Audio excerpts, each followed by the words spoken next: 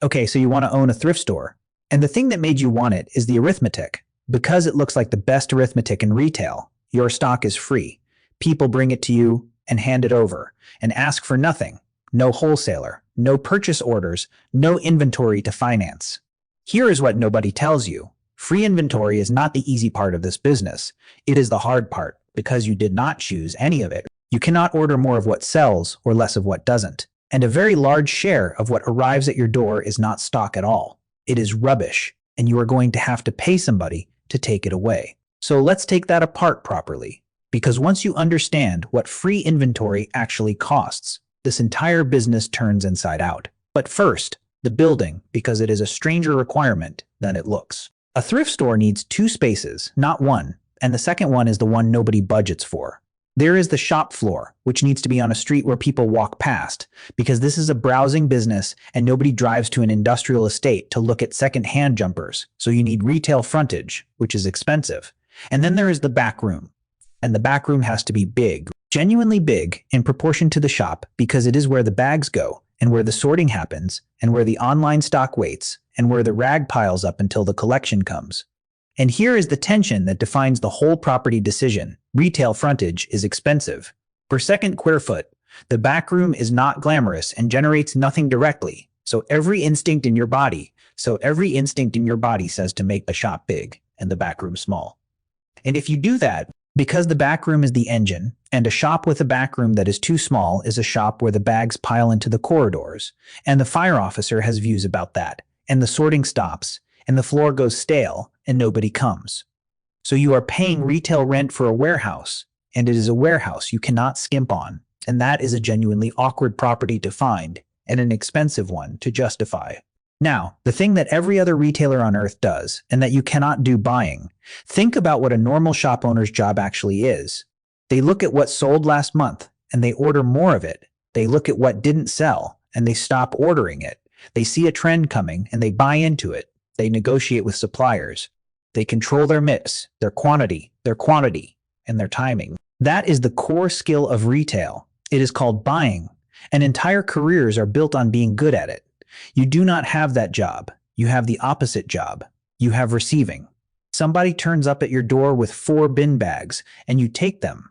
You do not know what is inside. And you certainly cannot decline it without becoming the shop that turns donations away, which is a reputation you cannot afford, because the donations are the entire business. So your supply is not a decision. It is a flood, and your job is to stand in it. Now think about what that does to your shop floor. 10 people donate winter coats in July. What have you just received? If your instinct is that you have received 10 free coats, and free is good, then you have not understood what has happened. You have received 10 objects that will not sell for 4 months. 10 objects that have to be sorted and inspected and priced and hung and then stored somewhere. In a shop where space is the single thing you cannot get more of. You did not receive 10 products. You received 10 problems. And a storage bill. And you cannot say no, all right, now the cost, because there is one, and it is enormous, and it is not where people look for it. Every single item that comes through that door has to be picked up by a human being, picked up, held, looked at, and judged against a whole series of questions that take a moment each, and that must be answered correctly. Is it clean or does it need washing, which costs money? Is it damaged? Is that a stain or a shadow? Is it complete? Are all the pieces there? Does the kettle actually work? Is it in fashion, or is it from a decade nobody is currently interested in? Is it worth anything? What do I price it at? And that person has to do that for the good jacket, which will sell for 20 pounds. And they have to do exactly the same thing for the stained t-shirt, which will sell for nothing, and will be thrown away. Read that again, because it is the sentence this business turns on. You are paying in labor to touch thousands of items that you will never sell, which means your cost of goods in this business is not the goods. The goods are free. Your cost of goods is the sorting. And notice the horrible property of that cost, which is that it scales with donations received, not with sales made. A quiet week where nobody buys anything, but everybody donates, is a week where your costs went up and your revenue didn't. The tap is not connected to the till. So now let's look at what actually comes out of those bags, because it is worth being honest about. A large share of what people donate is not sellable. It just isn't. It is worn out. It is stained. It is broken. It is a printer from 2009. It is a jigsaw with pieces missing. It is a set of encyclopedias, which absolutely nobody wants, and which somebody dropped off feeling genuinely good about themselves. And I want to be careful here, because I am not mocking those people. Somebody clearing out a dead parent's house is doing one of the hardest jobs there is, and they are not in a state to be making careful judgments about the resale value of a lamp. They bring you everything, because sorting it themselves is unbearable, and giving it to a charity feels better than putting it in a skip. That is entirely human and entirely understandable. And it is also, from your side of the counter, a cost. Because that lamp does not simply sit there being neutral. It has to be received and carried and looked at and then disposed of. And disposal is not free. You will pay for a skip or a collection, and in many places you will pay by weight. So think about what has actually just arrived at your back door. A bag of donations can have negative value. The contents are worth less than nothing because they cost you labor to assess and money to destroy.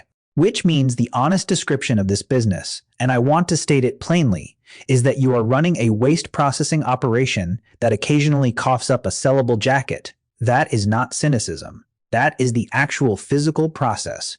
And every person who has ever worked in the back room of one of these shops knows it. So where is the money? The money is in the exception. Because in among the 40 bags of worn-out clothes and broken kettles, occasionally something arrives that is genuinely valuable. And the person who gave it to you did not know it was valuable, because if they had, they would have sold it. A jacket that turns out to be a designer piece, a first edition in a box of paperbacks, a piece of mid-century furniture that somebody thought was just an old chair, a guitar, a camera, a watch, a piece of costume jewelry that is not costume at all. And here is the entire hinge of this business, whether you catch it or whether you price it at £3 and let it walk out of the door, depends on one thing and one thing only: whether the person doing the sorting knows what they are looking at. That is it. That is the whole skill, and it means something rather profound about what this business actually is. It looks like a junk shop. It is, in reality, a knowledge business. The value is not in the objects. The value is in recognition. Two identical shops receiving identical donations will produce wildly different results, depending entirely on the depth of knowledge of the person standing in the back room with a bin bag. Which is why the good operators are so obsessive about training, and why an experienced sorter is worth an enormous amount more than an inexperienced one, and is paid almost universally, as though they were not. All right, now the decision that follows recognition, and it is the one that separates a decent shop from a good one. You have spotted the jacket. You know it is worth something. Now, where do you sell it? Option 1 is the shop floor. You price it, you hang it on the rail, and somebody buys it. Fast, simple, no extra cost. But the shop floor is a local market, and the person who wants that specific jacket may not walk past your window this month, and so you price it for a local buyer, and you get perhaps a fraction of what it is genuinely worth. Option 2 is online. Now you are selling into a global market to the exact person who has been searching for that exact item, and they will pay what it is actually worth, which might be 20 times your shelf price. But look at what online costs you. Somebody has to photograph it properly. Somebody has to write a listing and research the model and describe the condition honestly. Somebody has to store it separately while it waits, then pack it and post it and pay the platform's fee and handle the customer who says it wasn't as described and wants their money back. Every one of those steps is labor, and labor is the thing you are already short of. So here is the real operational skill, and it happens hundreds of times a day, in seconds, in a back room. For every single item, somebody must decide: floor or online. Send too much online and you drown, because listing takes far longer than hanging. Send too little and you are handing away the entire margin of the business, £3 at a time, to a reseller who is standing in your shop right now and who is about to do exactly the work you didn't. That decision, made correctly thousands of times, is the business. So let's stack the layers and see where the money actually comes from. The first is floor sales. Volume, high turnover, low prices, and it is what keeps the lights on. It is the bulk of your transactions and a minority of your value. And the floor has a discipline of its own that catches people, which is rotation. Because an item on your rail is not free to keep there. It is occupying space, and space is your scarcest resource. And every day it hangs there unsold. It is blocking a hanger that a newer item could have used. So a well-run shop is ruthless about this. Items get dated when they go out. If a thing has not sold in a few weeks, it gets marked down. If it still has not sold, it comes off the floor entirely and goes to rag or to a clearance bin. Not because it is worthless in the abstract, but because it has failed and its space is worth more than it is. That sounds harsh. It is simply arithmetic. A shop that never clears its rails becomes a shop full of the things nobody wanted, which is precisely the shop that regular customers stop visiting, because the pleasure of the whole exercise is finding something new. And notice what that does to your sorting problem. It means the back room can never stop. The floor is constantly consuming fresh stock, and the moment the sorting slows, the floor goes stale, and the customers drift, and the donations feel less worthwhile to the people giving them. The second is the online channel, the recognized items sold properly for what they are worth, far fewer transactions, and often a very large share of the actual profit. The third layer is the one almost nobody outside this industry knows about, and it is the reason the rubbish is not pure loss. Rag, the textiles you cannot sell, the worn-out clothes, the stained shirts, do not have to be thrown away. They can be sold in bulk by weight into the textile recycling trade. They get baled up and sold on, and they end up being shredded for industrial cloths and insulation, or shipped abroad into second-hand clothing markets in other countries. It is not much per kilo. It is a very small number, but it is not nothing, and it applies to an enormous tonnage, and crucially, it converts a disposal cost into a small revenue line. The difference between paying to remove a ton of unsellable clothing and being paid a little for it is, for a shop operating on thin margins, genuinely significant, which is why the back room in a well-run shop has bins that are not keep and bin. They are floor, online, and rag. 3 destinations, and the sorter is choosing between them constantly, and the fourth thing is not a revenue line at all. It is a structural fact about a great many of these shops, and it changes what the word profit even means. A very large share of thrift stores are run by charities. And in that model, the shop is not the point. The shop is a machine for funding the point. The surplus does not go to an owner. It goes to the hospice, or the animal shelter, or the research fund, or whatever the organization actually exists to do, which changes the whole calculation in ways that matter. It means the shop may be staffed substantially by volunteers, which transforms that sorting cost we spent so long on. It means it may receive favorable treatment on business rates. It means it can accept a lower return than a commercial operator could, because it is not competing for capital. It is converting goodwill into funding. And it means that when you see a charity shop and a commercial secondhand shop next door to each other, you are not looking at 2 competitors. You are looking at 2 completely different machines that happen to sell similar objects. And it is worth being honest about both directions of that, because it cuts more than one way. The charity model genuinely works. It converts a nation's unwanted possessions into funding for things that need funding. And it does so by using volunteer labor that would not have been given to a commercial enterprise. Nobody gives up their Tuesday afternoons to sort bin bags for a private owner's profit. They will do it for a hospice. That volunteer hour is real, and it is the single biggest structural advantage the model has. But a commercial operator competing on the same street, paying every hour of that sorting labor at full price, and paying full rates on the property, is not competing against a shop. They are competing against a fundraising machine with a retail front. And the arithmetic they face is genuinely harder. Neither of those facts is a scandal. They are simply 2 different structures, doing 2 different things, on the same high street selling the same jumper. Now, the trapdoors. And there are 2, and the second one is genuinely changing this industry as we speak. The first is that you are permanently drowning, because remember, you do not control your supply, and that cuts both ways, and both ways hurt. If donations dry up, your shelves empty, and a thrift store with thin stock is a shop nobody wants to browse. And browsing is the entire retail experience you are selling. You cannot simply order more, you have to hope. And if donations surge, which they do, seasonally and unpredictably, then you are buried. The back room fills. The sorting queue grows faster than your people can process it. And unsorted stock is worthless stock because it is not on the floor, it is in a bag, in a room, generating nothing and taking up space you are paying rent on. So you are permanently either too empty or too full, and you have no throttle.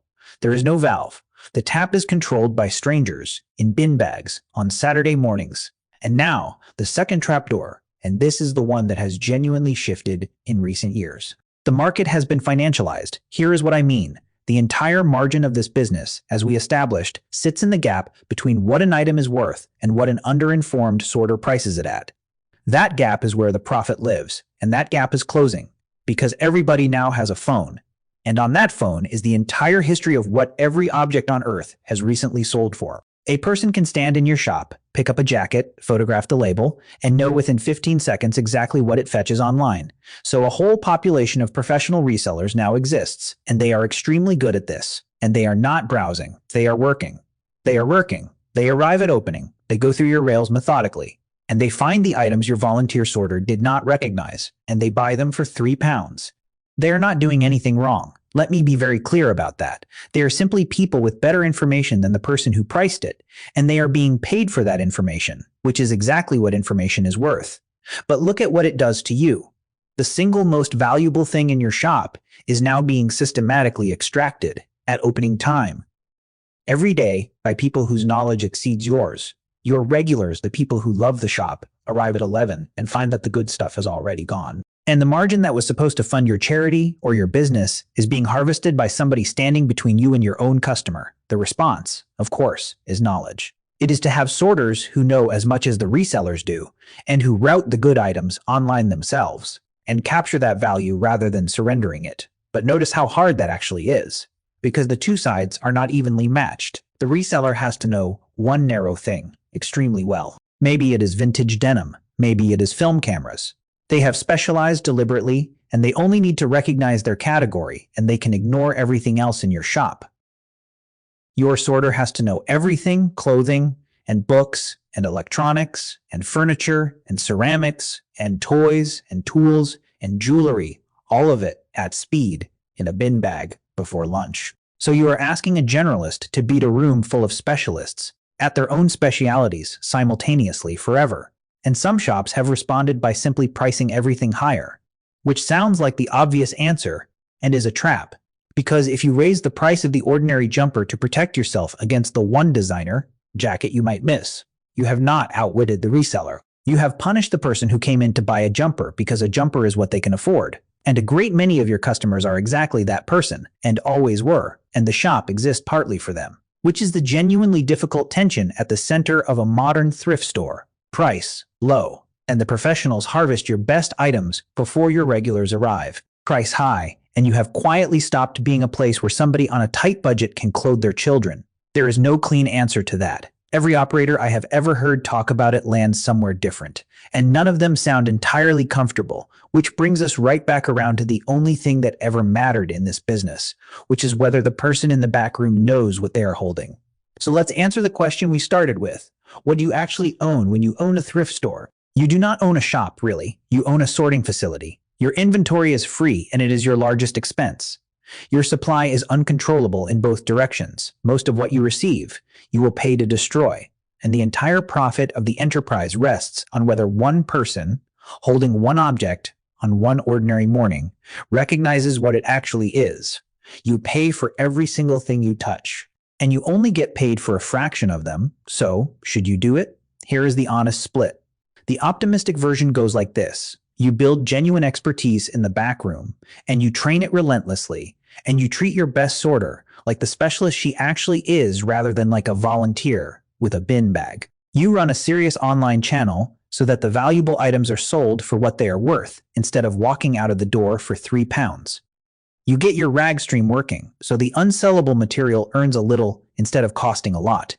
You control your intake gently by making it clear what you can and cannot use. And you end up with a shop that is genuinely profitable, that keeps an enormous tonnage of usable goods out of landfill, and that funds something worth funding. The harder version looks like this. The bags kept coming, and the back room filled faster than you could process it. And unsorted stock became a wall you could not see over.